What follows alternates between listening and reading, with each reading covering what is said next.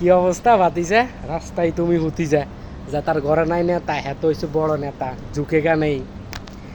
কিছু কিছু মানুষটা দেখতেছি গতকালকে আসিল হাতে ছাত্রলীগ আওয়ামী লীগ, আজকে রাতকে হাতে সাধারণ পাবলিক, তারপর আজকে রাতকে হাতে ছাত্র দলের লগে হাতে নারায়ের তাকবীর বলি হাতে ওই যে বিজয়ের যে আমরা স্বাধীনতা বিজয়ের আনন্দ মিছিল লই বাইরে হাতে ব্যাকের সামনে, কিন্তু হাতে গতকালকে পোস্ট করছে কি জানি আমার যত কিছু হয়ে যাক আমি আমার দলকে ভালোবাসি, আমি এরকম আমি এরকম আমি ছাড়বো না আমার দলকে।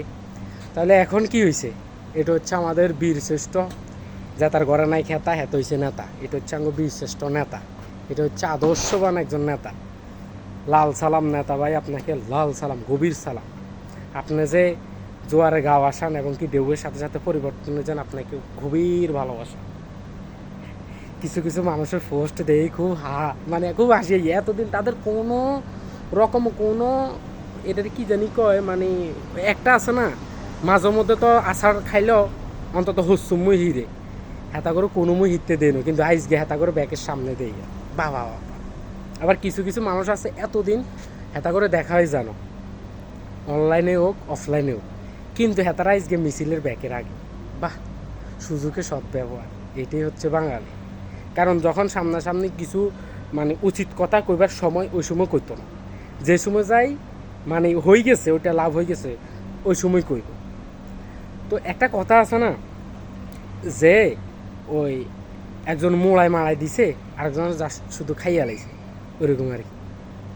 এটা হচ্ছে কথা। কারণ ওইসব নীতিবান নেতা করে পোস্ট দেখলে খুব খুব গর্বে আমি গর্বিত। আর কিছু কিছু মানুষের পোস্ট দেখলে মানে মনটা চায় যে কি মানে আমরা কি এতদিন কোনো হেতাকে ফেসবুকে পোস্ট আসল না, কোনো কিছু আসল না, কোনো হেতারা নাই, হেতারা টোটালি নাই, হেতারা নীতিবান নেতা। কিন্তু এখন তাদের বের হয়ে গেছে খেতা, আয় রে নেতা।